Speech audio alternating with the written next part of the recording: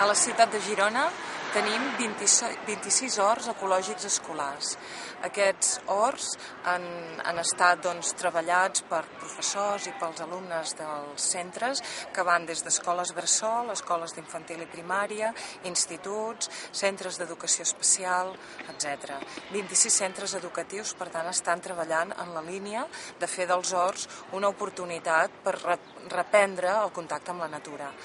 D'aquests 26 horts hem començat aquest any el projecte d'horts biodinàmics amb en Joan Salicru, que és una persona especialista en horts biodinàmics, que és el proveïdor de restaurants de fama com el Racó de Can Faves, com el Sant Pau de la Carme Ruscalleda, etc.